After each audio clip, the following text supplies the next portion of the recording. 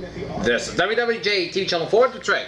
It is time now for the 6 p.m. report. The stories of Thursday, September 6, 1956, with Peter Wiggins and the news, Bill Flemming and the sports, and Sonny Eliot and the weather. Here now, Peter Wiggins. Good evening, everybody. On this September 6, 1956, on a Thursday, I'm Peter Wiggins. Today is what happened. In Clarksville, Tennessee, a soldier from Michigan, SB-3C Robert A. Haldeman, 21, was jailed today, charged with murder in the death of his 3-year-old son.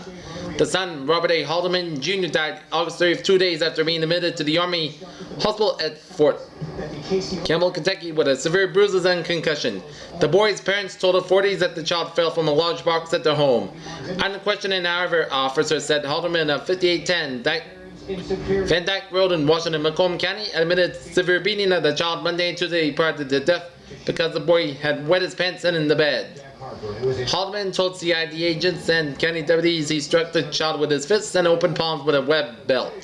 Haldeman was arraigned before General Sessions Judge Lawrence M. McMillan and returned to jail without bond. Hearing is set for Friday before McMillan. Mrs. Minnie B. Burroughs, a 60-year-old Morris housewife, jumped to safety today just before a train hit her truck stalled on the Grand Trunk Western Railroad tracks in Morris. She told deputies Joe McGee and Don Wright that the pickup truck stalled on the trucks crossing Main Street before oncoming train had activated a warning signal. She said that she had used the starter and the battery to pull the truck off the tracks, and it would go, and the battery died. By the time the warning signal was operating and the train was approaching, so Mrs. Woods jumped out of the truck and ran. The engine hit the rear of the truck and knocked it off the tracks. Detroit. Carol Lee Rudd of Detroit, a 17-year-old freshman of Albion College, was chosen Miss Michigan State Fair Wednesday. Miss Rudd was conferred the contest as Detroit's Miss Junior Achievement and was picked over 39 other girls who had won various Michigan Queen contests. The hog calling contest was won for the third consecutive year by Andy 108-49 of Wixon, a 75-pound South Down lamb and 1,005-pound Hereford steer. Both champions brought Burger prizes. The lamb, owned by 14-year-old Sally Chapman of Newport, was auctioned for $3.25 a pound. Edward F. Fisher's Ill Point High Point Farms received $2.50 a pound for the steer. Both grand champions were purchased by Rommel Catering Company in Detroit. Miss Chapman held the previous price record for lambs with $1.50 a pound. She had paid for her grand champion 2 years ago. The $2 a pound former high for steers also was set in 1954. Grand Rapids trustees of the Michigan Municipal League were on record today favoring home rule and larger city representation on county boards of supervisors. The group met Wednesday night to set the policy matters on the eve of the league's 58th annual convention, which continues throughout Saturday. Mayor Claude Verduin of Grand Haven League president said the policy decisions will be forwarded to the League Resolution Committee for possible action. Explained in the home rule stand, the trustees said that the local officials are better qualified than the state legislature to solve municipal problems. Local problems should be resolved on the local level, Ferdinand added. He explained that the problem of a local income tax probably will be discussed during the conversation at the convention, since the trustees examined the growing need for a wider tax base in municipalities. In Detroit, a Hungarian refugee said today that he plans to set out Sunday on what he hopes will be a record Great Lakes swim, a 62-mile jump from Port Huron across Lake St. Clair to Belle Isle in the Detroit River. Weather permitting, Janos Takjiji, 37, said he believes that he can swim the distance about 16 hours. He said his takeoff point will be near the International Blue Water Bridge at Port Huron. Port Arthur, Ontario, a team of Michigan big game hunters using bows and arrows went into the bush 85 miles west of here. Among the trophies down with an ancient arrow was a large bear. In Lansing, faithful as the Swallows of Capistrano, Governor Williams and his crew was in Ypsilanti Monday to begin their biennial fall campaign. Williams has returned to the southeastern Michigan city every 2 years to begin his campaign, where he launched his political career back in 1948. Accompanied by Democratic state candidates, Williams will attend a reception Monday afternoon at McKinney Hall, where he began his first campaign before a crowd of 30 supporters. The reception will be followed by a half-hour televised rally to be earned and carried at 10:30 p.m. over stations in Detroit, Bay City, Cadillac, Kalamazoo, Lansing, and Traverse City. The program will be filmed and rebroadcast by a Marquette station later in the week. In Sheboygan, the U.S. Corps of Engineers have begun dredging to remove the soil that has been accumulated in the Sheboygan River channel. The channel will be dredged 7 inches deeper to make the depth 19 feet. Detroit Benny McCormick, 32, whose federal agents say netted up to $3,500 a month felon narcotics to Detroit addicts, was sentenced to from 20 to 30 years in prison Wednesday by Recorder's Judge O.Z.I. In Ionia, 2 bailed him and sought in connection with the bogus check operation, which authorized said netted more than $500 in Ionia, Montcalm, and Kent counties. They were identified by Ionia County Prosecutor Rex O'Connor as Alden Van Warner and Don Baldwin. Saginaw, David C. Pearl Jr., 8, was crushed to death Wednesday on the family farm about 8 miles south of Saginaw. Police said the boy's father was loading topsoil on a tractor when the scoop slipped and fell on the boy. In Lansing, state official said a critic of the new site selected for the boys' vocational school that is further delay in relocating the Lansing institution is unthinkable. WJ Maxey, State School Welfare Director, took a position Wednesday in a letter to the Reed S. Pierce, Vice President of the Ann Arbor Board of Realtors. Whitewater Lake is about 10 miles north of Ann Arbor. He said at least 20 years boys sent to the school had a fair chance to adjust their behavior pattern because of the obsolescence of existing facilities. To detail and to delay further the construction of these modern facilities is to the unthinkable and certainly not in the public interest, he said. Ann Arbor, Mars will draw closer to the Earth than it will have been in 32 years around midnight, a University of Michigan astronomer declares. At a more distance of 35 million miles, Mars will cross the meridian around midnight at about 35 degrees above the south point. Professor Hazel M. Lush of the UM Astronomy Department explains. Because of this year's relatively close approach, elaborate plans have been made for a detailed study of Mars, which will appear at a bright reddish object. It will especially be studied in the southern hemisphere, where it may be observed at a much higher altitude than in the north. Professor Lush said this reason for this is in the south, Mars will be freer from the Earth's dense atmosphere. September also brings the official beginning of the autumn and the season when night becomes longer than day. The year the opening will take place on Saturday evening, September 22nd at 8:30 according to the astronomer.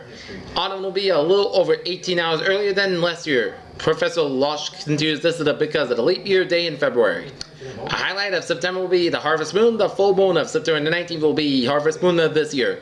The professor points out that it is defined as the full moon that occurs nearest to the date of the autumnal equinox. The peculiarity of this moon is distinguished from the other occasions when the moon is near full phase and a slight delay in rising for several nights in succession.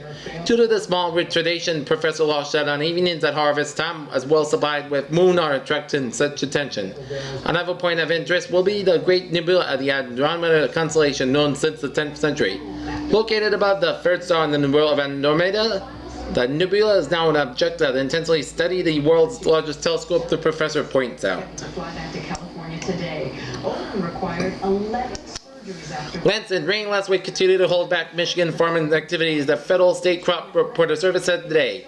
Farmers in almost all parts of the state reported as soil as adequate moisture storage throughout much of the state put a hamper on haying operations.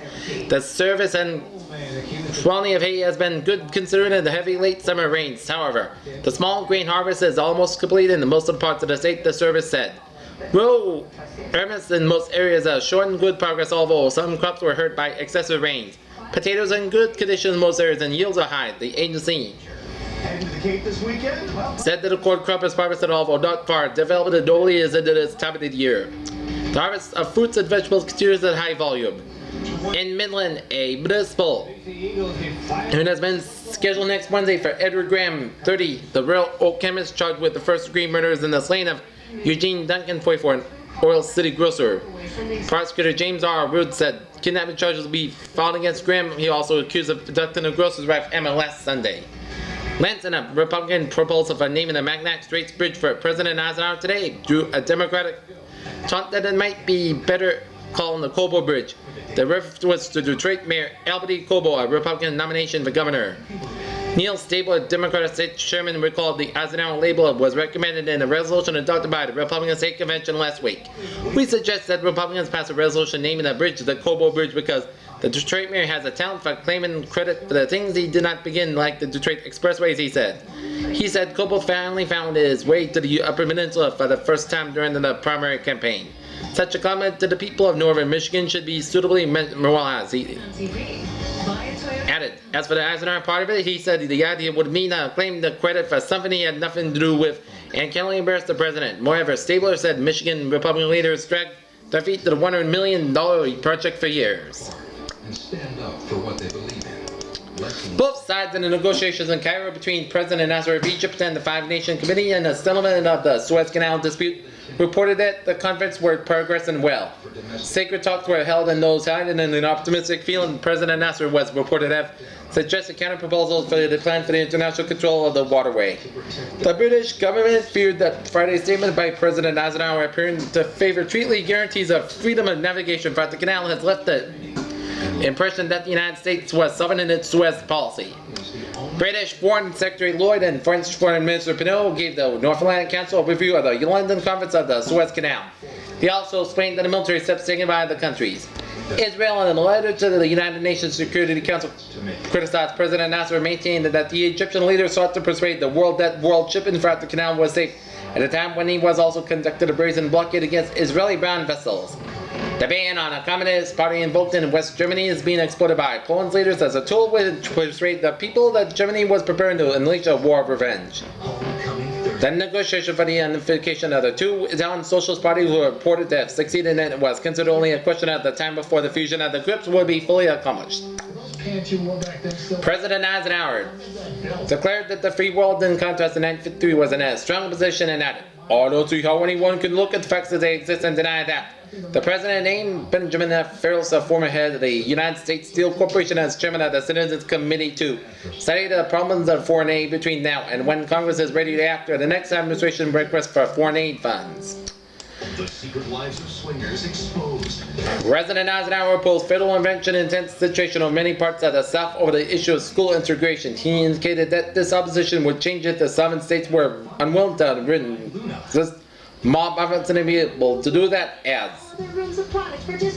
But he added that so far that he had seen no evidence of that. He deplored prejudice and resort to violence in the South. At the same time, he was criticized extremists, but wanted the whole matter settled today. The disorders that have brought the small town of Clinton in Tennessee over the integration of pupils 14 and 17 are among at Clinton High School appeared to be ended as the National Guard relaxed the enforcement of community restrictions. The president will press his campaign for re-elections in two major talks before the end of September in areas where farmer discontent is rife. Adlai E. Stevenson told the American Legion that peace is not an issue in this election and that the Republicans were insulted when they claimed any closer association with peace than the Democrats. The Democratic nominee added that the claim that the Democrats were responsible for the Korean War and that the Republicans stopped it was a miserable fraud. A full-scale inquiry will be held by a Senate's Internal Security Committee into the alleged communist associations of Attorney General Javits. Mr. Javits denied the committee that he knowingly sought communist advice and support. Governor Later of Pennsylvania charged that the Pennsylvania Turnpike Commission had been the real victim of highway robbery. Taking this marijuana bust in Sturbridge. That's K9. 20 railroad workers were killed when a switchman threw a switch in the wrong way and plunged the cracked Santa Fe chief into a parked mail train in New Mexico. United States Commissioner Bishop gave the federal government until noon Monday to obtain an indictment against Labor Rector Johnny Dior and 6 others hold a preliminary hearing that witnesses. He indicated that failure to do so might lead to a dismissal of the charges of a substantial cut in the high bail now prevailing. The accused are charged with being implicated in the acid fraud that blinded labor columnist Victor Riesel. A Cambridge University zoologist told the British Association of the Advancement of Science that the But the 6-year-old was not allowed. Eurasian Convention that human populations would increase geometrically and eventually outstrip the world's food supplies was unfounded. But it's a battle. They The stock market continued the events, but a slower pace was the third trading session in a row that showed a gain. The composite average of the New York Times index of 50 leading stocks was up 1.51 points to 342.84. Sales totaled 2.130 million shares. Okay, sports time now. Bill Flemming, take away Mr. Flemming. Okay, thank you, Peter. Tonight, the Tigers will be in Kansas City take on the Kansas City Athletics. The Detroit Tiger Firemen are doing no better than the big league Brewers, but their front office is convinced that some of the youngsters in the lower classification will be wearing Tiger uniforms before long. With another fifth place finish, a near certainty, the parent club will be shipping around the minors for new talent to bolster the Tiger hopes for next year. Detroit will be counting on its big arm, Frank Larry, tonight in an opener of a 4-game series at Kansas City. Larry 15 wins, 13 losses will be opposed by ex-Tiger Lou Cretlow 4-8, whom he defeated last Saturday in Detroit. With the Miners winding up their seasons, here the picture on the Tiger Farm clubs. Charleston, the top affiliated in 6th in the American Association, will have a slim chance to gain a step. The Senators were the basement for most of the season and be put on a stretch drive to climb a couple of notches. Augusta in the Sally League is in 3rd. Durham is running between 3rd and 4th in the Carolina League, and Idaho Falls is 5th in the Pioneer League. Valdosta has been in the 1st place all year in the Georgia-Florida League. Jamestown was 5th in the 6th Club Pony League, and Terre Haute, which folded in mid-season, was 2nd in the 3I League. Jamestown also folded after many years of organized baseball. A pair of Class D teams, Panama City in the Alabama-Florida League and Pawtucket in the Florida State Circuit, finished 7th and 8th respectively. The Tigers have called up for their top young Charleston prospects, and they have a report September 11th. One of them, Panda pitcher Hal Woodchick, was purchasing combined with an 11-5 record and talked around in the league that is the best southpaw since Herb scored, now with Cleveland. Woodchick is in 3 other players in field: Reno Berteria, pitcher Gene Huss, and catcher Charlie Lau. We were called Bertola is hitting 286 with 12 homers, and Lau 271 with 12 homers, and Huss with a 13-14 record and a batch of strikeouts. Both Holst and Woodchick are fastball specialists. Stu Hine, a former Ohio State outfielder, is hitting 281 at Augusta, and Ken Waters In the lower 60s right Walters, another outfielder, is batting 265 with a dozen homers. One of the Carolina Circuit finest hitters and shortstop Dick Camilli of Durham, he is batting 327, as son of former Brooklyn Dodger first baseman Dolph Camilli. Jim McManus, a first baseman, is hitting 310 with 15 round troopers for that club, and out of a Durham outfielder Bucky Luke had a 236 average. overnight tonight. Spike Briggs, who has been doing a lot of travel in recent weeks for But I don't think we some of the young prospects for a look, calls the Tiger Farm system a good one that is going to produce for a good many years. out there, you can really rise those temperatures up very quickly. So it'll warm up fast. By 2 o'clock, we're already up to about 8. Ann Arbor, Michigan. Michigan's Wolverines will just miss the Big Ten football title, and the Rose Bowl trip last year will be thinner but tougher in the fall. With 19 returning lettermen and a half dozen fine sophomores, Coach Bernie Osterman thinks the 55 Wolverines will lost all the marbles in a closing 17-0 loss to Ohio State. The title that went the Buckeyes 6-0 and cost Michigan a trip to Pasadena for the Rose Bowl, which went to runner-up Michigan State. We're not as solid as last year, no more than 2 deep at any position, but will be tough to lick if we are not injured. Bank can see that much of the Michigan On Sunday morning. So if you're success will hinge on whether 2 fine sophomore Sunday morning, sure, if you want to back Steelers fine stars. They got 205-pound Bob Patrick from Cleveland, Ohio, age 19, 212-pound John Hertzine from Chillicothe, Ohio, age 18. Patrick is the type to start as a tailback or the left half position in Michigan's multiple attack end. Hertzine, whose dad, William H. Hertzine, was a halfback teammate of Osterman's of Michigan in the mid-1920s, gets the important fullback call. Osterman has 2 seasoned quarterbacks, Jim Maddock and Jim Van Pelt, who have been described as adequate, but never provides the strong passing arm many would like for his 2 great ends, Ron Kramer and Tom Messent, lots of sunshine. and his great wingback, Terry Barr. Thus, Patrick, as a good passer, may start firing in his passes on the run to enhance the threat of Michigan's tricky, dangerous ground attack. Again, Michigan has a preponderance of home games in its Governor's Bowl, which sets 100,000. 7 of the 9 Wolverine games this season are at home, including the first 5. UCLA opens at Ann Arbor September 29th, followed by Michigan State, Army, Northwestern Minnesota. The 2 road games will be at Iowa November 3rd and Ohio State November 24th, with home tilts against Illinois and Iowa. Coming across the area before clearing out just in time for next week. East Lansing and Clarence Peaks are versatile Michigan State left half from Flint was in the hospital today. Peaks had only had a slight touch of the flu, but the slimmest underlined its importance at its Spartan planning for this fall. Peaks was bothered by dizziness and chills when he attempted to scrimmage with a squad Wednesday. Dr. James S. Ferg, team physician, ordered him to the MSU infirmary.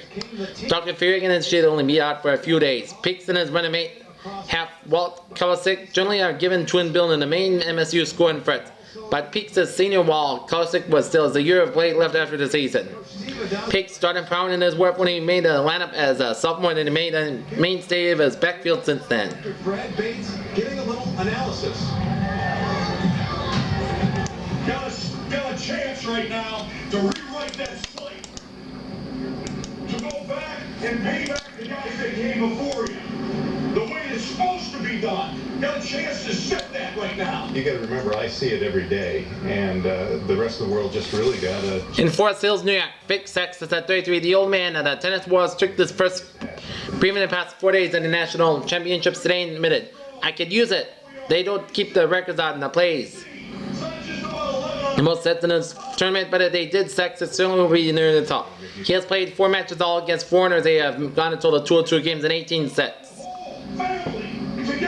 That's 2 sets short of the absolute maximum. He's forfeited him Torben and Ulrich of Denmark 2 up and over a stiff battle Wednesday before.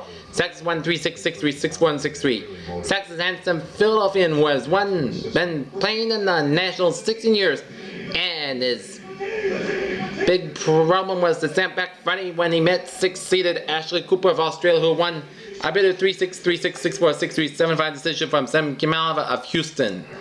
Well, it worked last week as they beat Villanova 24-14. Albion Leonard Fitzgerald, 1954, Little American center from the All-American Center, has returned to Albion College's line coach, head swimming coach, and assistant baseball coach. Shermer graduated from Albion in 1954 and received his master's degree at Albion in June. Chicago, after baseball season is over, there may be a shakeup in the Chicago Cubs from the front office to the field. That's the general report by the press from Chicago, which involves the newspapers, as the Cubs are destined for the 10th straight second division finish in the National League. A report that Leo Duresha, the ex-New York Giants skipper, will take over the dual duties of field manager and general manager of the Cubs if he showed a 5-year contract and was spiked by owner Pete K. Wrigley. I haven't talked with Duresha, do not contemplate on offering him a job. Wrigley told the Sun-Times. The newspaper said that Wrigley admitted there was dissension in the Cubs front office, but shouldered to blame himself. I purposely stayed away from the Cubs situation this year. Wrigley said, I thought that I would be better, but after they worked things out for themselves, and that everything would be seeking at the proper level, obviously I was wrong. I should have kept in a closer touch with the whole business. The diversity of opinion is in the front office. Certainly has hurt us. I have no criticism to make of any individual official of the club. I'm just critical of the picture in its entirety. Wrigley said that the personal director, with Matthews, executive vice president Clarence Boyle, and then field manager Stan Hack, had worked hard at their jobs and have tried their best. They got one in that American League Championship Series, and then they got a base hit to tie it up. In Lansing, Sale Deer Lansing says the distribution of application forms for special season permits will begin September 15th, the State Conservation Department said today. Hunters wishing to obtain permits for any deer season should be first buy a regular deer license for the firearm season November 15-30 for the department said. Then there must be applied for a permit specifying the area desired and including the number of the license and mail to the license between and before October 10th. The application system will be in the same for areas in the December 12th special season for the Lake Nuevo County area and Blank Island special session November 15th to 30th. Each hunter may submit only one application, but a hunting party may be indicated that its desire may have all its applications treated by one. If there be any more applications than permitted in the area, a drawing will be held on October 20th to determine the distribution of permits. Lansing waterfowl specialists in several states in the Mississippi Flyway have a specific interest in the Minnesota duck hunting this fall. Experimental season will be tried this year in Minnesota, which will give the state extra duck in the span limit at the shortest season of 13 states. In the Flyway, the experimental season will be run 55 days, October 6th and November 29th. Shooting days will cut off both the beginning and the end of the regular season. In effect, that permits Minnesotans to exchange 15 shooting days and a later opening date for about a limit of 5 ducks per day. Game specialists from Michigan and other Mississippi Flyway states plan to examine studies evaluating results. Michigan will have a 4 duck daily limit and the maximum 70 days seasonal out on October 1st to December 9th. East Lansing nonetheless money for the trip arrives from his native Tasmania, British hurler. Hurdles champion Davleen probably won't compete in an Olympic track in Australia. Leading a business administration student at Michigan State University was 1954 British Empire Championship in the 400-meter hurdles. Australia's counted on his entry in the Olympic Games. When I decided to run for mayor, In Melbourne, but Carl Schalleman, Lane's track coach at MSU, said that Speedy also doesn't have money, neither we make the trip home. Unless the trip is financed by AU in Tasmania, Schalleman said Lane will be able to drive to the Australia team, and that's what's it now. What a man here now, Sonny Eliot. On this September 6, 1956 on a Thursday. Whoa, where the time has gone, where the time has gone. Current conditions at Detroit City Airport at 6 o'clock. And where? Temperature double 6 degrees, 66 degrees. With a dew point about 44 degrees. Humidity 45%. Barometer 3.15 inches. Winds Gas rewards. northwest about 15 miles. 10 cents per gallon. Visibility 15 miles per hour. In condition, clear skies. Oh, it was a beautiful Thursday in Detroit in the state of Michigan here. Around region. 66 is below all the place from Saginaw and Flint and Detroit Metro and Ann Arbor and in Jackson and in Lansing. Trio 58 in Kalamazoo and then out in Grand Rapids and Mesquite and then Nava 58 up in Cadillac. Paris 68 down in Cleveland and Toledo. 56 in South Bend, 69 in Gary, straight down into Chicago Midway and Chicago O'Hare.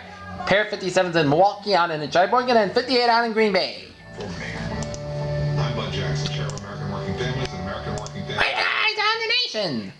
Widespread shower and thunderstorm activity spread eastward from the lake region and the Central Valley to the Atlantic, while scattered showers were reported over much of the Gulf states and the 7 plain states. Some isolated shower activity occurred over the Southern Rockies and the far southwest.